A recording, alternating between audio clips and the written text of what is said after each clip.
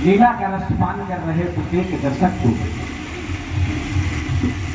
प्रत्येक दर्शक के अंदर मन के अंतरिम प्रकोष्ठ में जो प्रसन्नता, खुशी, सौहार्द का अनुभव हुआ होगा, निस्संदेह वो अवर्णित है। लीला जगत के विराट व्योम में दैदीप्यमान भास्कर सदृश हमारे परम पूज्य गुरुदेव चिर अनंत काल तक हमारे लिए प्रेरणा स्रोत बने रहेंगे।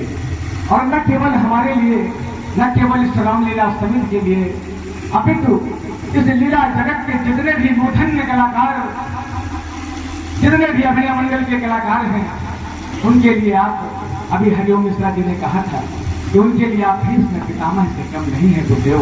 और यह हमारा परम सौभाग्य है कि हमने आपकी इस जन्मभूमि, कर्मभूमि में जन्म लेकर आपके सानिध्य को पाकर अपने जीवन को कृतार्थ करने का ये संयोग जो बनता है बारंबार, ये हमारे लिए किसी गौरव या किसी सुंदर संयोग से कम नहीं है।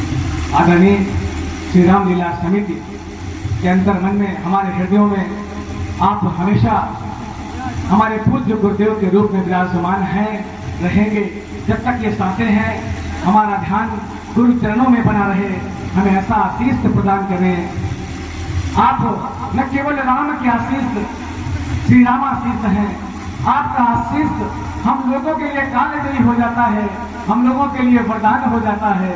निसंदेह गुरुदेव, आज हम आपको पाकर अभिभूत हैं। हमारे बारंबार निवेदन पर ये आपका प्रथम आगमन है कि जब आप परशुराम लक्ष्मण संवाद में हमारे निवेदन पर यहाँ उपस्थित हुए हैं।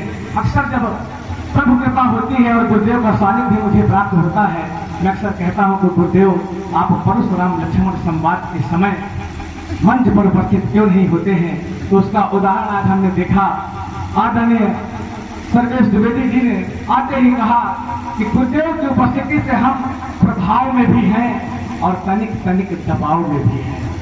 इस बात को जब मैं आज समझा हूं कि गुरुदेव आपकी उपस्थिति परशुराम लक्ष्मण संवाद के मंचन में क्यों नहीं होती है, इस बात की अनुभूति मुझे आज हुई है। गुरुदेव आपकी महिमा अपरंपार है।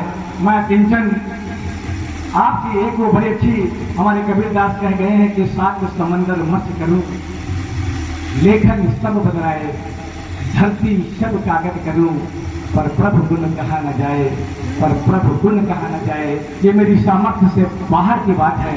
मैं आपके गुणों का वर्णन अपनी इस वाणी से नहीं कर सकता प्रभु। बस केवल अपना स्नेहाशीष मुझ किंचन पर, हमारी पूरी कार्य समिति पर और तिलवारी नगर परिक्षेत्र के आपके हजारों हजार श्रद्धालु भक्तजनों पर अपनी कृपा बनाए रखें। आपके श्री चरणों में बारंबार प्रणाम है। और इसी क्रम में मैं अनुरोध करूंगा श्री रामलीला समिति के अध्यक्ष